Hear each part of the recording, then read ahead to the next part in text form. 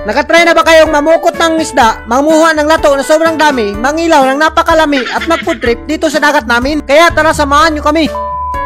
What's up sa inyo guys? For today's adventure, babalik na naman tayo ng dagat. At ayan na nga, sobrang ganda talaga ng katawan ko at sobrang kondisyon. At initsa na nga ng pana, sobrang sarap. At syempre, andam na natin ang ating jacket at initsa na, wow, transition talaga. At ayan na nga, talagang nakikita nyo yung panahon na sobrang ganda. At pagdating namin dito sa dagat, ay mga import nga pala kami na hire rito, mga barkada ni IB. As you can see naman guys, sobrang ganda talaga ng panahon kaya andito na kami sa dagat. At speaking of dagat, kailangan nating mamukot para may kilawin. At ayan na nga yung mga kasama namin, nagmumukot na nga sila at sumahom-sahom na sila sa napakaliksod at napakalapok na dagat. Pero wag nyong tatamayin yung dagat namin dahil lapok-lapok lang yan pero sobrang dami ng isda niyan. At ayan na nga, nakarating na nga kami sa spot namin at initsa na nga yung mga gamit namin, yung masugbahan at yung uling na napakasarap talaga. As you can see naman, hinugasan ko na nga yung manok na napakasarap para magparat-parat sa dagat natin hinugasan at hindi na natin timplahan. At initsa-itsa ko pa nga pina-slow mo, sobrang sarap talaga. As you can see naman guys, yung manok talaga susugbahin natin yan na sobrang sarap talaga. At sa puntong ito ay nilagay ko na ng oyster sauce na napakasarap at kinumot-kumot ko na at pinikpik-pikpik ko na para timplahan natin.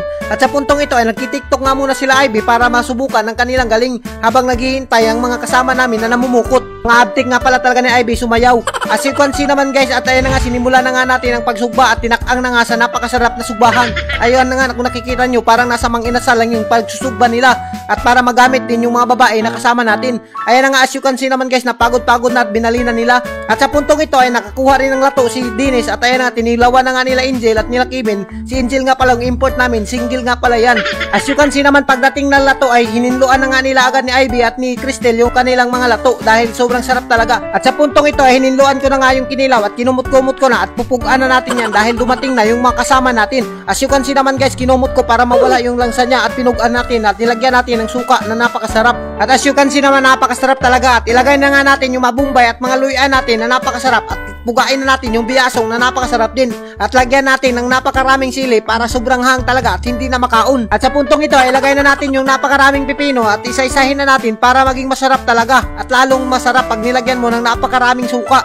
At siguradong mawawagtang na naman ang mga bahaw nito at lagyan natin ng napakaraming bitsin at asin na napakasarap naman talaga at sana ma-sponsoran na kami ng bitsin para lalong maging masarap yung pagkain namin. As you can see naman guys, kinumot-kumot ko na nga yung kinilaw dahil para lalong sumarap at maging malasa yung mga kamay natin. At sa puntong ito ay kung nakikita nyo, nagluya ako dyan dahil makasama yung pakiramdam ko, parang naluluya ako. Pero hindi ako magpapatinag, titilawan muna natin ang kinilaw at isagulan natin ang bahaw na napakasarap. At siguradong mawawagtang na naman ang mga bahaw nito. Hindi ka talaga magmamahay kapag sumama ka sa amin guys, sobrang sarap naman talaga. At sa puntong ito ay kung nakikita nyo naman, nagtapok-tapok na yung makasama namin at nag-ampo na para simulan na namin ang mga kain. Ito talaga yung minibint namin dito. As you can see na nga, hindi na nga sila nagpasagda, talagang nagkurus-kurus na yung mga kamay nila at nagkagulyang na. At ginuyod na nga ng ma-import namin yung mga paa. At as you can see naman guys, sobrang sarap talaga ng kinilaw kapag dito sa dagat. Hindi na namin pinasaylo, talaga yung bahaw talagang binanatan na namin at yung lato na napakasarap. As you can see naman guys, yung ma-import namin ang nalakas talaga niyan kumain dahil ngayon lang sila nakasama sa amin. Binanatan na nga nila yung kinilaw. At siyempre hindi rin magpapahuli si Ivy dahil talaga si Ivy yung napakasarap talaga kumain. As you can see naman guys, yung mga kasama namin talagang nagugusla na sila kaya binanatan na talaga nila yung mga kinilaw at yung kanin, yung bahaw talaga yung nabubungkag na dito. Alam nyo ba guys kung bakit pabalik-balik kami dito sa dagat kumakain? Dahil bawal kami kumain sa mga restaurant dahil pinitisyonan na kami dahil sobrang lakas talaga kumain ng mga kasama namin at talagang mabubungkag yung mga bahaw doon sa restaurant kaya nalulugi na yung restaurant lalo na sa mga eat all you can. Kaya mas pinipili na lang namin kumain dito sa dagat dahil walang gastos at sobrang peaceful pa talaga at sobrang sarap talaga kumain dito sa dagat. As you can see naman guys, hindi ka talagang magmamahay dahil sobrang presko ng mga pagkain, pati na yung mga lato. At ayan na nga yung manok, talagang seafood sa to dahil dinala na namin dito sa dagat. As you can see naman guys, binanata na nga namin yung kinilaw na napakasarap talaga at sobrang anghang at sobrang presko pa. Yung mga kasama namin talagang lalakas, ang laki ng budiga nila. Hindi ko na alam kung anong gagawin ko sa mga kasama ko, ang lalakas ng budiga, padong na siguro to mabuang. At nagdala pa nga sila ng langka dito, langka plus kinilaw, igit talaga ang labas dito guys. At tuwang-tuwa pa nga si Ivy at shoutout nga pala sa mga kasama namin ang lalakas kumain. At speaking of shoutout nga pala kay Dexter Pungasi Vlog na sobrang galing talaga. Mabuhay ka idol hanggat gusto mo. At shoutout na rin sa mga tropa natin dyan, security guard dyan sa Land Bank Philippines, Tandag City. Mabuhay kayo idol hanggat gusto nyo.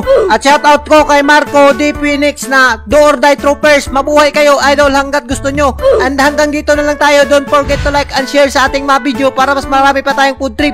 Thank you and God bless you all. Mabuhay kayo hanggat gusto nyo.